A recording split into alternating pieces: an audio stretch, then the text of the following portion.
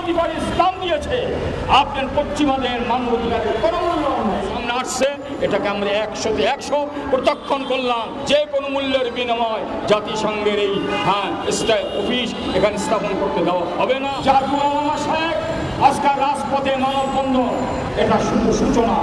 আপনারা যদি আগে বাড়েন, আমরাও আগে বাড়ব। আপনারা যদি এখান থেকে ক্ষান্ত হয়ে যান, আমরাও আমাদের কথা এখান থেকে ভুলে দেব।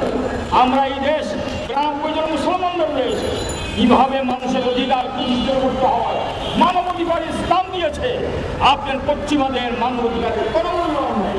যদি মূল্যায়ন থাকতো আমার পূর্ববর্তী বক্তব্য একাক করে সুন্দরভাবে বিশ্লেষণের সাথে বলেছেন। অর্থাৎ মোট কথা হচ্ছে, এই শান্ত দেশে আবার বিশৃঙ্খলা করবেন না, সাধারণ মানুষকে রাজপথে নামাবেন না।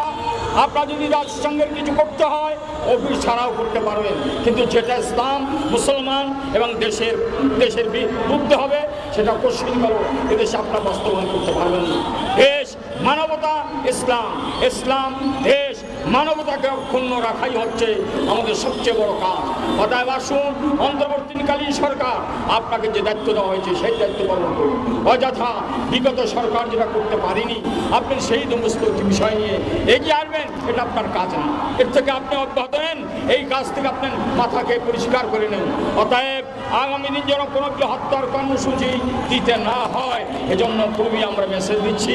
আপনার মিডিয়ার যারা উপস্থিত হয়েছেন, আপনাদের মাধ্যমে দেশের জনগণকে জানাচ্ছি, রাজনীতিবিদকে জানাচ্ছি, এদেশের সত্যিকার দেশের যারা অভিভাবক তাদেরকে জানাচ্ছি, এই বর্তমান যেটা আমাদের সামনে আসছে, এটাকে আমরা 100-100 প্রত্যাখ্যান করলাম। এর সাথে আমাদের বিন্দুমাত্র কোনো আমাদের সংযোগ থাকবে না। অতএব আসুন, সবচেয়ে বড় মানবাধিকার ইসলাম যেটা দিয়েছে, জাতি ধর্ম নির্বিশেষে সকলের জন্য দিয়েছে, সেটাই যদি বাস্তবায়ন করতে পারি, সত্যিকার একটি আদর্শ দেশ হবে, কল্যাণময় রাষ্ট্র হবে, এটাই আমরা চাই। এর মাঝে ফাটল ধরাবার জন্য ষড়যন্ত্রমূলক কোনো ধরনের কার্যক্রম এই জাতি গ্রহণ করবি না।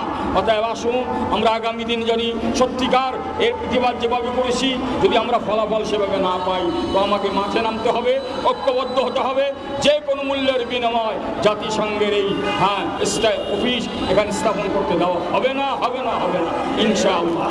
রব্বানা তাকাব্বাল মিন্না ইন্নাকা আনতাস সামিউল আলিম ওয়া তুব আলাইনা ইয়া মাওলানা ইন্নাকা আনতাত তাওয়াবুর রহিম। আল্লাহ আপনি আমাদের সকলকে ঐক্যবদ্ধভাবে দেশের জন্য, জাতির জন্য, ইসলামের জন্য জান মাল সর্বোচ্চ কোরবানি করার তৌফিক দান করেন। আল্লাহ দেশকে সত্যিকার একটি কল্যাণময় রাষ্ট্র হিসেবে আমরা চাই। আল্লাহ সেই রাষ্ট্র গঠন করার মধ্যে সকলে আমরা ঐক্যবদ্ধভাবে সেই চেষ্টা করতে পারি। আল্লাহ সেভাবে আমাদের অগ্রসর হওয়ার তৌফিক দান করেন। যারা যোগদান করেছেন, আল্লাহ পাক তাদেরকে কবুল আর মঞ্জুর করে নেন।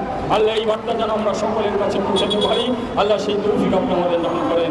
রব্বানা তাকাব্বাল মিন্না ইন্নাকা আনতাস সামিউল আলিম ওয়া তুব আলাইনা ইয়া মাওলানা ইন্নাকা আনতাত তাওয়াবুর রহিম। আল্লাহ সারা দুনিয়ার মজলুম মুসলমান তাদের উপর খাস রহমত নাযিল করেন। যদিও জাতিসংঘ কিছু করতে পারে নাই, কিন্তু আল্লাহ আপনার ক্ষমতা আছে, আপনি দেখিয়েছেন। সেই ক্ষমতার আমরা মুখাপিকি। অতএব গোটা মুসলিম জাতিকে, মজলুম জাতিকে আল্লাহ আপনার খাস রহমতের দ্বারা আবৃত করে নেন। আল্লাহ এই দেশকে সত্যিকার একটি শান্তি কল্যাণময় হিসেবে রাষ্ট্র হিসেবে কবুল আর মঞ্জুর করে নেন। সুবহানা রাব্বিকা রাব্বিল ইজ্জাতি আম্মা ইয়াসিফুন ওয়া সালামুন আলাল মুরসালিন ওয়াল হামদুলিল্লাহি রাব্বিল আলামিন।